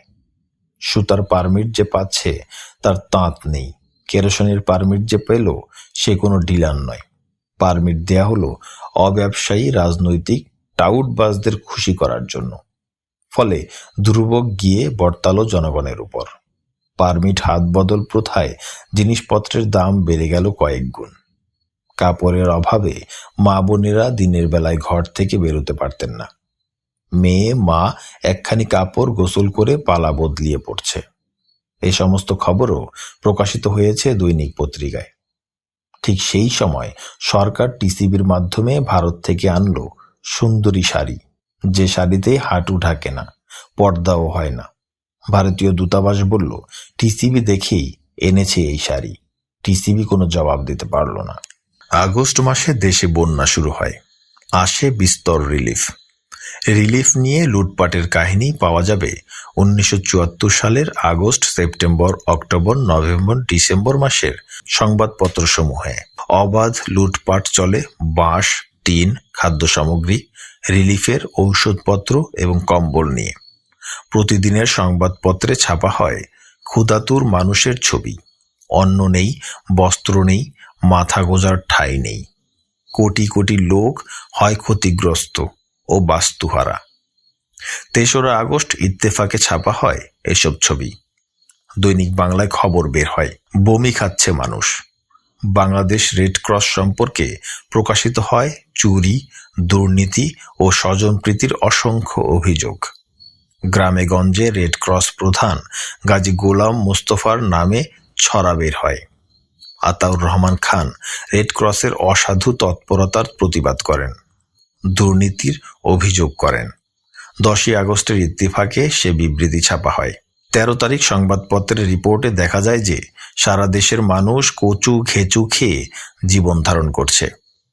আতাউর রহমান খান অভিযোগ করেন যে বিরোধী দলীয় সদস্যদের ত্রাণ সাহায্য সংগ্রহের চেষ্টায় পুলিশ বাধা দিচ্ছে, তাদের গ্রেফতার করছে। জনাব খান 11ই আগস্ট কাগজে বিবৃতি দেন যে দুনিয়ায় এমন কোনো নজির নেই যে রেড ক্রস সমিতির চেয়ারম্যান কোনো দলীয় লোক হয়।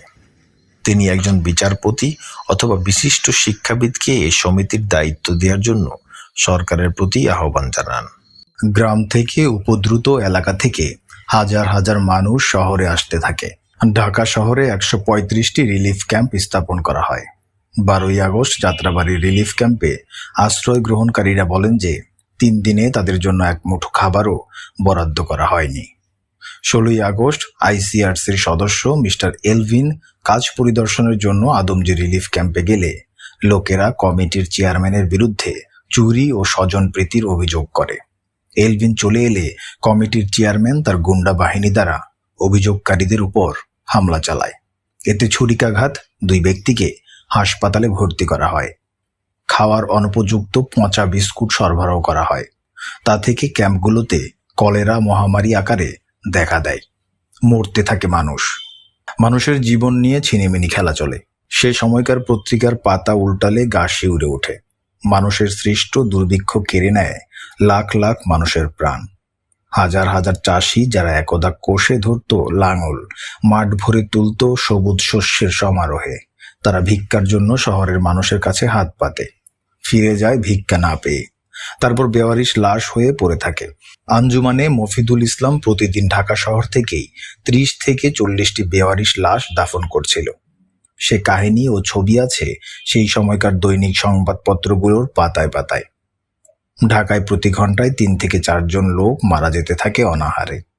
এর এক পর্যায়ে আঞ্জুমানের লাশ দাফনের কথা খবরের কাগজে প্রকাশ করা বন্ধ করে দেয়া হয় সরকারি আদেশে। আগস্ট থেকে ডিসেম্বর মাস অবধি প্রতিটি জেলা থেকে খবর আসতে থাকে যে শত শত লোক অনাহারে মারা যাচ্ছে। ভাত নেই, কাপড় নেই, বাসস্থান নেই। 10ই সেপ্টেম্বর ইত্তেফাক ছবি ছাপে। মাছ ধরার জাল পরে লজ্জা ঢাকার চেষ্টা করছে গ্রামের কোন কুলবধূ। চট পরে ভিক্ষার আশায় সন্তান কুলে ঘুরে ফিরছে অসহায় জননী। গৃহবধূরা ক্ষুধার জ্বালায় হচ্ছে প্রমোদবালা। রিলিফের কেলেঙ্কারির খবর ছাপা হচ্ছিল খবরের কাগজে, কিন্তু অপরাধী ব্যক্তিদের একজনেরও বিচার হয়েছে এমন কথা শোনা যায়নি কখনো। কেন হয়নি সে খবরও সংবাদপত্রের পাতায় আসেনি। উত্তরাঞ্চলে পানির দামে বিক্রি হতে থাকে জমি। অসংখ্য সম্ভ্রান্ত কৃষক ভিক্ষুকে পরিণত হন। সে সময়ের 22শে সেপ্টেম্বর বাইতুল মোকাররমে 2 শতাধিক উলঙ্গ, অর্ধ উলঙ্গ নারী পুরুষ অন্ন বস্ত্রের দাবিতে মিছিল করে। গ্রাম থেকে আসা অসহায় মানুষের আর্তনাদ একটুও কম্পিত করতে পারেনি আওয়ামী লীগের শাসককুলের হৃদয়। আর সেই সময়েই শেখ মুজিবের 55তম জন্মবার্ষিকী উপলক্ষে 55 পাউন্ড ওজনের কেক কাটেন শেখ মুজিব নিজেই। 23শে সেপ্টেম্বর সারা দেশে 4300 লঙ্গরখানা খোলার কথা ঘোষণা করা হয়। সে সমস্ত লঙ্গরখানার ইতিহাস আর এক করুণ কেলেঙ্কারির ইতিহাস। নওগাঁর আওয়ামী লীগ সংসদ সদস্য 24শে সেপ্টেম্বর এক বিবৃতি দিয়ে জানান যে সারা জেলার মানুষ গত 3 থেকে 4 দিন ধরে না খেয়ে আছে। চালের সের 7 টাকা।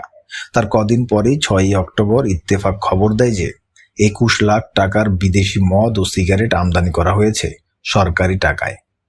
ওই দিনই খাদ্যমন্ত্রী বললেন, তখন পর্যন্ত অনাহারে কত লোক মরেছে সরকারের তা জানা নেই। প্রকাশিত পত্রিকাগুলোর খবর অতিরঞ্জিত। তবে তিনি স্বীকার করেন চোরাচালান কিছুটা হয়েছে।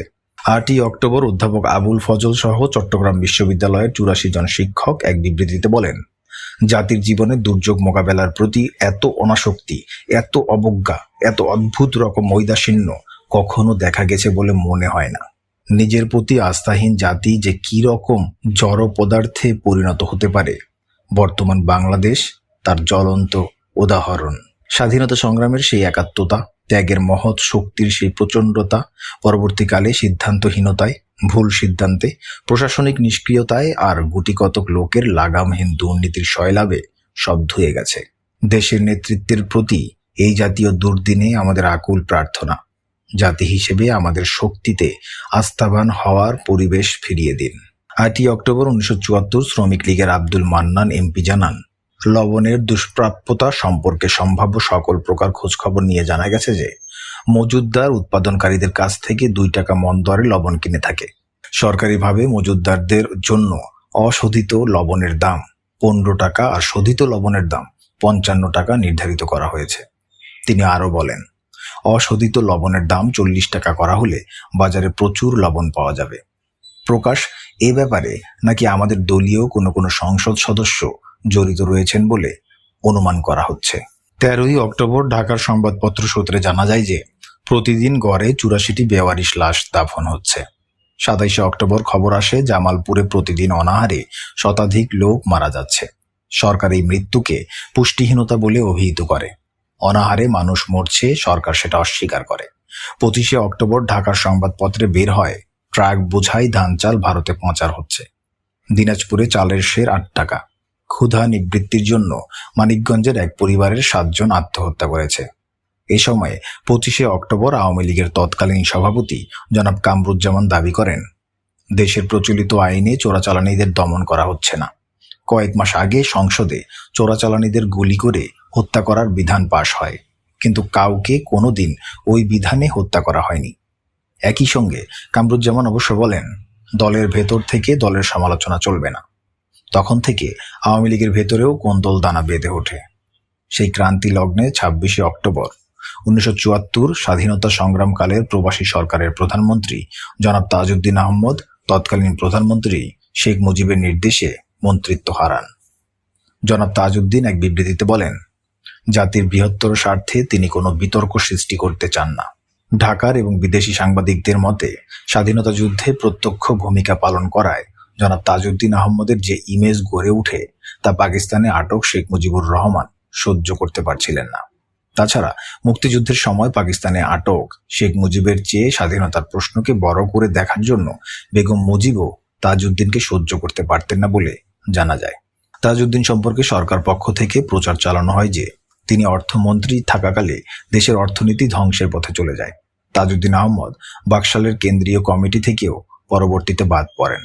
29শে অক্টোবর সারা দেশে ধর্মঘট নিষিদ্ধ ঘোষণা করা হয়।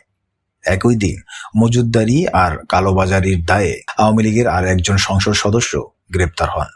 30 তারিখে লবণ মজুদের জন্য আওয়ামী লীগের এমপি ডক্টর শামসুদ্দিন আহমদকে গ্রেপ্তার করা হয়।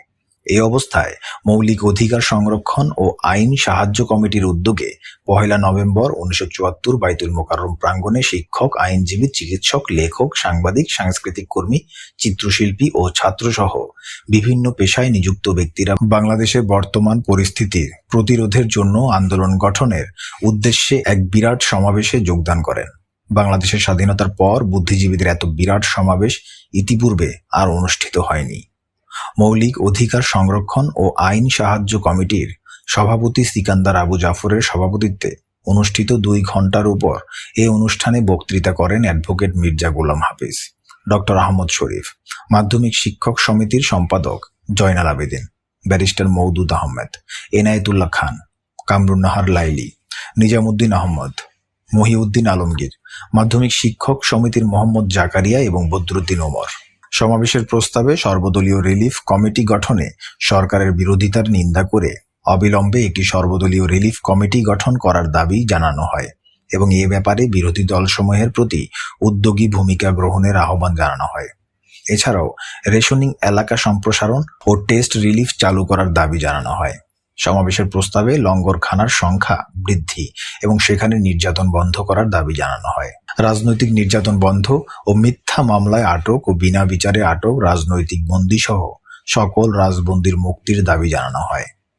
পরবর্তীকালে বেগম খালেদা জিয়া প্রধানমন্ত্রী হিসেবে 1974 সালের দুর্ভিক্ষের সময় আওয়ামী লীগ সরকার ও সরকারি দলের নেতা সদস্যদের রিলিফ চুরির ও চোরাচালানের বিবরণ দিতে গিয়ে 13ই আগস্ট 1992 সালে সংসদে বলেছিলেন, রিলিফ চুরি ও চোরাচালানের মাত্রা এতটা বৃদ্ধি পেয়েছিল আওয়ামী শাসনামলে যে তদানীন্তন রাষ্ট্রপ্রধানকে বলতে হয়েছিল, আমার কম্বলটা কোথায়। সেই সময় বিরোধী দলীয় নেত্রী হিসেবে শেখ হাসিনা সংসদে উপস্থিত ছিলেন, কিন্তু ওই বক্তব্যের বিরোধিতা করা তার পক্ষে সম্ভব হয়নি।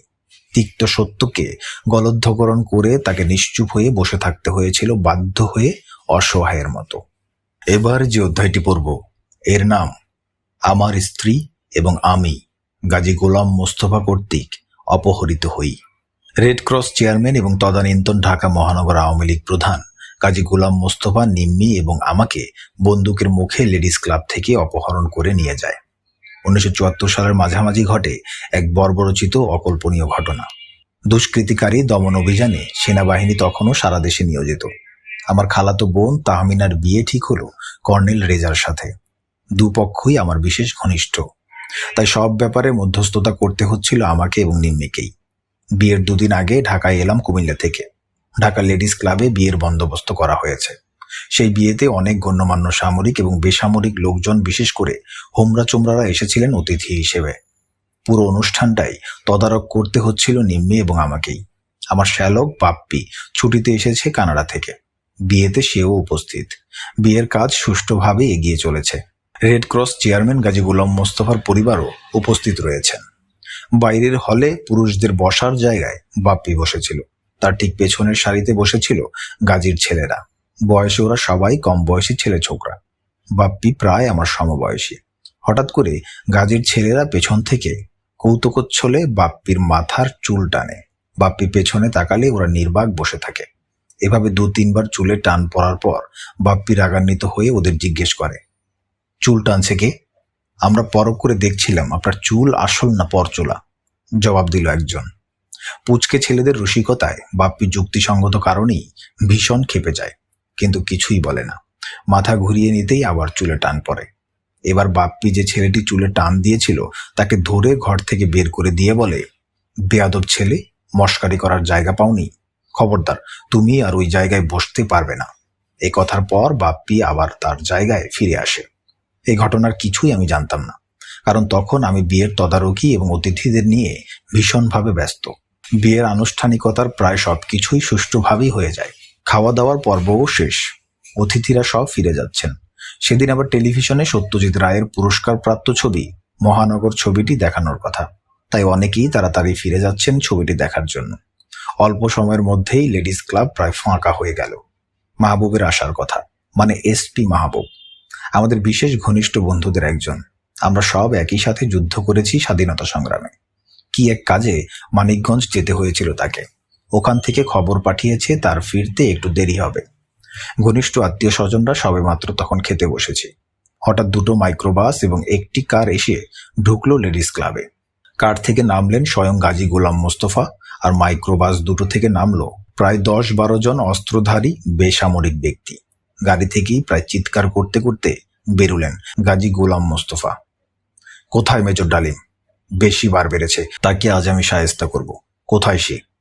আমি তখন ভেতরে সবার সাথে খাচ্ছিলাম। কে যেন এসে বলল, গাজী এসেছে। আমাকে তিনি খুঁজছেন। হঠাৎ করে গাজী এসেছেন, কি ব্যাপার? ভাবলাম বোধহয় তার পরিবারকে নিয়ে যেতে এসেছেন তিনি। আমি তাকে অভ্যর্থনা করার জন্য বাইরে এলাম। বারান্দায় আসতেই 6-7 জন স্টেন গানধারী আমার বুকে, পিঠে, মাথায় তাদের অস্ত্র ঠেকিয়ে ঘিরে দাঁড়ালো। ঘটনার আকস্মিকতায় আমি তো হতবাক, কিছুটা অপ্রস্তুত বটে। সামনে এসে দাঁড়ালেন স্বয়ং গাজী। আমি অত্যন্ত ভদ্রভাবে তাকে জিজ্ঞেস করলাম, ব্যাপার কি? এই সমস্ত কিছুর মানেই বা কি? তিনি তখন ভীষণভাবে ক্ষিপ্ত। এক নাগারে শুধু বলে চলেছেন, গাজীরে চেনো না? আমি বঙ্গবন্ধু না। চল চলারে লইয়া চল, আইজ আমি তোরে মজা দেখামো। তুই নিজেরে কি মনে করছস? অশালীনভাবে কথা বলছিলেন তিনি। আমি প্রশ্ন করলাম, কোথায়, কেন নিয়ে যাবেন আমাকে? আমার প্রশ্নের কোনো জবাব না দিয়ে তিনি নির্দেশ দিলেন তার অস্ত্রধারী অনুচরদের। তার ইশারায় অস্ত্রধারীরা সবাই তখন আমাকে টানা হেঁচড়া করে মাইক্রোবাসের দিকে নিয়ে যাবার চেষ্টা করছে। বিয়ের উপলক্ষে নিরাপত্তার জন্য পুলিশের বন্দোবস্ত করা হয়েছে। গাড়িতে আমার এসকর্ট সিপাহীরাও রয়েছে। ঠিক বুঝতে পারছিলাম না কি করা উচিত। একটা বিয়ের অনুষ্ঠান, কন্যাদান তখনও করা হয়নি। কি কারণে যে এমন অদ্ভুত একটা পরিস্থিতির সৃষ্টি হলো সেটাই বুঝতে পারছিলাম না। হঠাৎ দেখলাম বিশিষ্ট মুক্তিযোদ্ধা আলম এবং চুল্লুকে মারতে মারতে একটা মাইক্রোবাসে উঠালো ৩-৪ জন অস্ত্রধারী। ইতিমধ্যে বাইরে হইচই শুনে নিম্মি এবং খালাম্মা মানে তাহমিনার আম্মা বেরিয়ে এসেছেন অন্দরমহল থেকে। খালাম্মা ছুটে এসে গাজীকে বললেন, ভাই সাহেব, এ কি করছেন আপনি? ওকে কেন অপদস্থ করছেন? কোথায় নিয়ে যাচ্ছেন ওকে? কি দোষ করেছে ও? গাজী তার কোনো কথারই জবাব দিলেন না। তার হুকুমের তামিল হলো। আমাকে জোর করে ঠেলে উঠানো হলো মাইক্রোবাসে। বাসে উঠে দেখি আলম ও চুল্লু দুজনেই গুরুতরভাবে আহত। ওদের মাথা এবং মুখ থেকে রক্ত গড়িয়ে পড়ছিল। আমাকে গাড়িতে তুলতেই খালাম্মা এবং নিম্মি দুজনেই গাজীকে বলল, ওদের সাথে আমাদেরকেও নিতে হবে আপনাকে। ওদের একা নিয়ে যেতে দেব না আমরা। ঠিক আছে, তবে তাই হবে, বললেন গাজী। গাজীর ইশারায় ওদেরকেও ধাক্কা দিয়ে উঠানো হলো মাইক্রোবাসে। বেচারি খালাম্মা, বয়স্কা মহিলা, আচমকা ধাক্কায় হুমড়ি খেয়ে পড়লেন মাইক্রোবাসের ভিতরে। আমার দিকে অস্ত্র তাক করে দাঁড়িয়ে থাকলো 5 জন অস্ত্রধারী। গাজীর সন্ত্রাস বাহিনীর মাস্তান। গাজী গিয়ে উঠল তার কারে। বাকি মাস্তানদের নিয়ে দ্বিতীয় মাইক্রোবাসটা কোথায় যেন চলে গেল। মাইক্রোবাস দুটি ছিল সাদা রঙের এবং তাদের গায়ে ছিল রেড ক্রসের চিহ্ন আঁকা। গাজীর গাড়ি চলল আগে আগে, আর আমাদের বহনকারী মাইক্রোবাসটি চলল তার পেছনে। এই সমস্ত ঘটনা যখন ঘটছিল তখন আমার ছোট ভাই মুক্তিযোদ্ধা কামরুল হক স্বপন, বীর বিক্রম ও বাপ্পি লেডিস ক্লাবে উপস্থিত ছিল না। তারা গিয়েছিল কোনো এক অতিথিকে ড্রপ করতে। আমাদের কাফেলা লেডিস ক্লাব থেকে বেরিয়ে যাবার পর ওরা ফিরে এসে সমস্ত ঘটনা জানতে পারে লিটুর মুখে। সবকিছু জানার পর মুহূর্তেই ওরা যোগাযোগ করলো রেস কোর্সে আর্মি কন্ট্রোল রুমে, তারপর ক্যান্টনমেন্টের এমপি ইউনিটে। ঢাকা ব্রিগেড ম্যাচেও খবরটা পৌঁছে দিল স্বপন। তারপর সে বেরিয়ে গেল ঢাকা শহরের মুক্তিযোদ্ধাদের সাথে যোগাযোগ করে আমাদের খুঁজে বের করার জন্য। আবুল খায়ের লিটু আমার ছোট বোন মহুয়ার স্বামী এবং আমার বন্ধু। ও ছুটে গেল এসপি মাহবুবের বাসায় বেইলি রোডে। উদ্দেশ্য মাহবুবের সাহায্যে গাজীকে খুঁজে বের করা। এদিকে আমাদের কাফেলা গিয়ে থামলো রমনা থানায়। গাজী তার গাড়ি থেকে নেমে চলে গেল থানার ভিতরে। অল্প কিছুক্ষণ পর ফিরে এসে নিজের গাড়িতে উঠে বসলেন গাজী। কাফেলা আবার চলতে শুরু করলো। কাফেলা এবার চলছে সেকেন্ড ক্যাপিটালের দিকে। ইতিমধ্যে নিম্মি তার শাড়ি ছিঁড়ে চুল্লু ও আলমের রক্তক্ষরণ বন্ধ করার জন্য ব্যান্ডেজ বেঁধে দিয়েছে। সেকেন্ড ক্যাপিটালের দিকে আমাদের নিয়ে যাচ্ছে দেখে আমি চিন্তিত হয়ে পড়লাম। গাজীর মনে কোনো দুরভিসন্ধি নেই তো? রক্ষী বাহিনীর ক্যাম্পে নিয়ে গিয়ে হত্যা করবে না তো? ওর পক্ষে সবকিছুই করা সম্ভব। কিছু একটা করা উচিত। হঠাৎ আমি বলে উঠলাম, গাড়ি থামাও। আমার বলার ধরনে ড্রাইভার গাড়ি থামিয়ে দিল। আমাদের গাড়িটা থেমে পড়ায় সামনের গাজীর গাড়িটাও থেমে পড়ল। আমি তখন অস্ত্রধারী একজনকে লক্ষ্য করে বললাম গাজী সাহেবকে ডেকে আনতে। সে আমার কথার পর গাড়ি থেকে নেমে গিয়ে গাজীকে গিয়ে কিছু বলল। দেখলাম গাজী নেমে আসছে। কাছে এলে আমি তাকে বললাম, গাজী সাহেব, আপনি আমাদের নিয়ে যাই চিন্তা করে থাকেন না কেন, লেডিস ক্লাব থেকে আমাদের উঠিয়ে আনতে কিন্তু সবাই আপনাকে দেখেছে।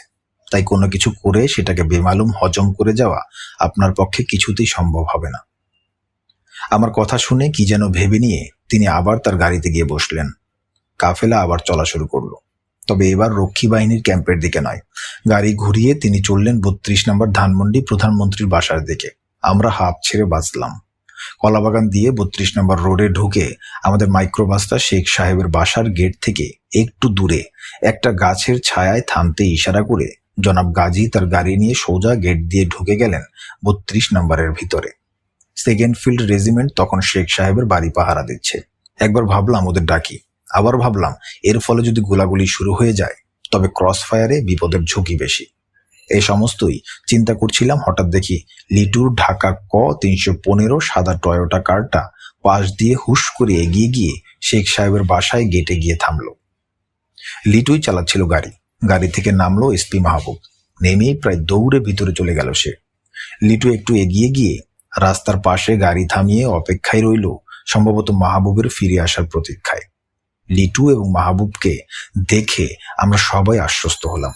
নির্ঘাত বিপদের হাত থেকে পরম করুণাময় আল্লাহ তাআলা আমাদের বাঁচিয়ে দিলেন। লিটু যখন মাহবুবের বাসায় গিয়ে পৌঁছে, মাহবুব তখন মানিকগঞ্জ থেকে সবেমাত্র ফিরে বিয়েতে আসার জন্য প্রস্তুত হচ্ছিল। হঠাৎ লিটুকে হন্তদন্ত হয়ে উপরে আসতে দেখে তার দিকে চাইতেই লিটু বলে উঠল, মাহবুব ভাই, সর্বনাশ হয়ে গেছে। বিয়ে বাড়ি থেকে গাজী বিনা কারণে ডালিম নিম্মিকে জবরদস্তি করে গান পয়েন্টে উঠিয়ে নিয়ে গেছে। এই কথা শুনে মাহবুব স্তম্ভিত হয়ে যায়। প্রধানমন্ত্রীকেই খবরটা সবচেয়ে আগে দেওয়া দরকার, কোনো অঘটন ঘটে যাবার আগে। গাজীর কোনো বিশ্বাস নাই, ওর দ্বারা সবকিছুই সম্ভব। মাহবুব টেলিফোনের দিকে এগিয়ে যায়। হঠাৎ টেলিফোনটাই বেজে ওঠে, রেড টেলিফোন। মাহবুব উঠিয়ে নেয় রিসিভার। প্রধানমন্ত্রী অপর প্রান্তে। মাহবুব, তুই জলদি চলে আয় আমার বাসায়। গাজী এক মেজর আর তার সাঙ্গপাঙ্গদের ধইরা আনছে এক বিয়ার অনুষ্ঠান থাইকা। ওই মেজর গাজীর বউয়ের সাথে ইয়ারকি মারার চেষ্টা করছিল। উপযুক্ত শিক্ষা দিতে হবে। বেশি বারবার সে সেনাবাহিনীর অফিসারগুলির। সব শুনে মাহবুব জানতে চাইল, স্যার, গাজী সাহেবকে জিজ্ঞেস করুন মেজর ও তার সাঙ্গপাঙ্গদের কোথায় রেখেছেন তিনি। ওদের সাথে কইরা লইয়া আইছে গাজী। গেটের বাইরেই গাড়িতে রাখা হয়েছে বদমাইশগুলারে, জানালেন প্রধানমন্ত্রী। স্যার, গাজী সাহেব ডালিম আর নিম্মিকেই তুলে এনেছে লেডিস ক্লাব থেকে। ওখানে ডালিমের খালাতো বোনের বিয়ে হচ্ছিল আজ, জানালো মাহবুব। কস কি তুই? প্রধানমন্ত্রী অবাক হলেন। আমি সত্যিই বলছি স্যার, আপনি ওদের খবর নেন, আমি এখনই আসছি। এই কথোপকথনের পরই মাহবুব লিটুকে সঙ্গে করে চলে আসে 32 নম্বর ধানমন্ডিতে। মাহবুবের ভিতরে যাওয়ার কয়েক মিনিটের মধ্যেই রেহানা, কামাল ছুটে বাইরে এসে আমাদের ভিতরে নিয়ে যায়। আলম ও চুল্লুর রক্তক্ষরণ দেখে শেখ সাহেব ও অন্যান্য সবাই শঙ্কিত হয়ে ওঠেন। হারামজাদা, এটা কি করছস তুই? গাজীকে উদ্দেশ্য করে গর্জে উঠলেন শেখ মুজিব। চেয়ার ছেড়ে উঠে এসে নিম্মি এবং আমাকে জড়িয়ে ধরলেন তিনি। খালাম্মা ঠিক মতো হাঁটতে পারছিলেন না। কামাল, রেহানা ওরা সবাই ধরাধরি করে ওদের উপরে নিয়ে গেল। শেখ সাহেবের কামরায় তখন আমি, নিম্মি আর গাজী ছাড়া অন্য কেউ ছিল না। নিম্মি দুঃখে গ্লানিতে কান্নায় ভেঙে পড়ল। শেখ সাহেব ওকে জড়িয়ে ধরে সান্ত্বনা দিতে চেষ্টা করছিলেন। অদূরে গাজী ভেজা বিড়ালের মতো কুকড়ে দাঁড়িয়ে কাঁপছিল। হঠাৎ ফোন বেজে উঠল, রেড ফোন। শেখ সাহেব নিজেই তুলে নিলেন রিসিভার। গাজীর বাসা থেকে ফোন এসেছে। বাসা থেকে খবর দিল আর্মি গাজীর বাসা রেড করে সবাইকে ধরে নিয়ে গেছে। শুধু তাই নয়, সমস্ত শহরে আর্মি চেকপোস্ট বসিয়ে প্রতিটি গাড়ি চেক করছে। ক্যান্টনমেন্ট থেকে কিডন্যাপিং এর খবর পাওয়ার পরপরই ইয়ং অফিসাররা যে যেখানেই ছিল সবাই বেরিয়ে পড়েছে এবং খুঁজে বের করার চেষ্টা করছে মেজর ডালিম ও তার স্ত্রী নিম্মিকে। সমস্ত শহরে হইচই পড়ে গেছে। গাজীরও কোনো খবর নেই। গাজীকে এবং তার অস্ত্রধারী সন্ত্রাসীদেরও খুঁজছে আর্মি তন্ন তন্ন করে সম্ভাব্য সব জায়গায়।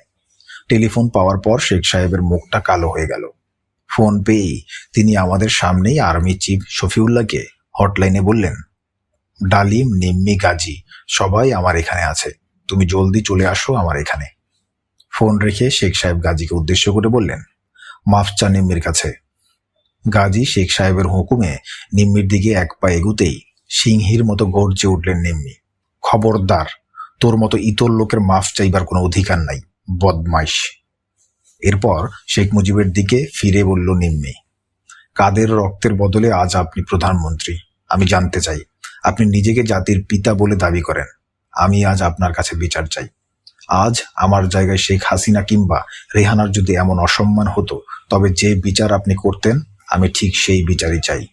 যাদের রক্তের বিনিময়ে আজ আপনারা জাতির কর্ণধার হয়ে ক্ষমতা ভোগ করছেন, সেই সব মুক্তিযোদ্ধাদের সম্মান ভুলুষ্ঠিত করে তাদের গায়ে হাত দেওয়ার মতো সাহস কম্বল চোর গাজী পায় কি করে? এর উপযুক্ত জবাব আমি আজ চাই আপনার কাছ থেকে। আজ পর্যন্ত আপনি বলতে পারবেন না ব্যক্তিগতভাবে কোনো কিছু চেয়েছি আপনার কাছে, কিন্তু আজ দাবি করছি ন্যায্য বিচার।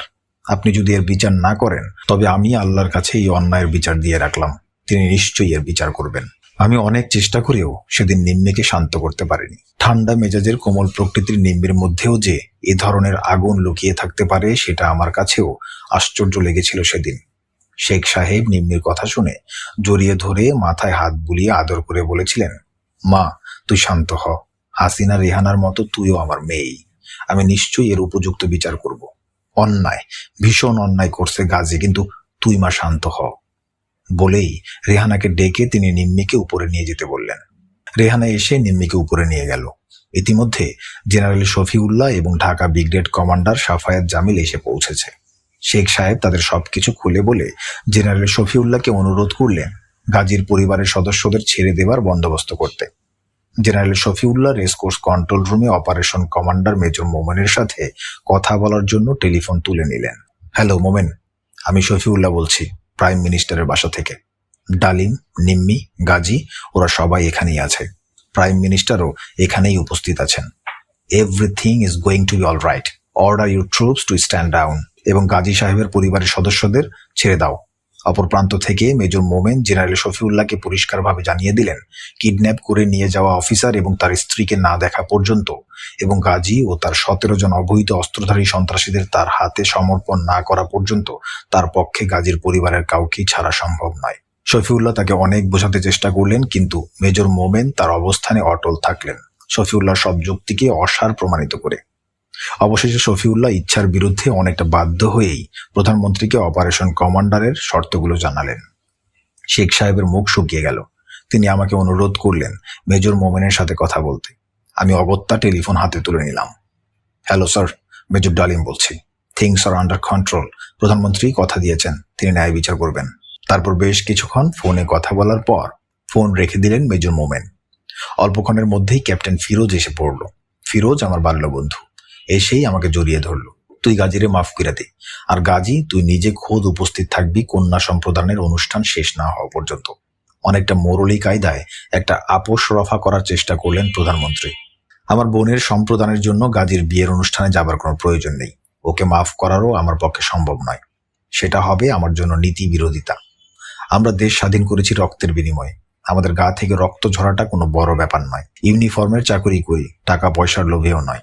একজন সৈনিক হিসেবে আমার আত্মমর্যাদা এবং গৌরবকে অপমান করেছেন গাজী নেহায়েত অন্যায়ভাবে। আপনিই আমাদের দায়িত্ব দিয়েছেন জনগণের জীবনের নিরাপত্তা নিশ্চিত করার জন্য, অবৈধ অস্ত্রধারীদের খুঁজে বের করে আইনানুযায়ী তাদের শাস্তির ব্যবস্থা করতে। সেখানে আজ আমাদেরই ইজ্জত হারাতে হলো অবৈধ অস্ত্রধারীদের হাতে। আপনি প্রধানমন্ত্রী হয়ে কথা দিয়েছেন এর উচিত বিচার করবেন।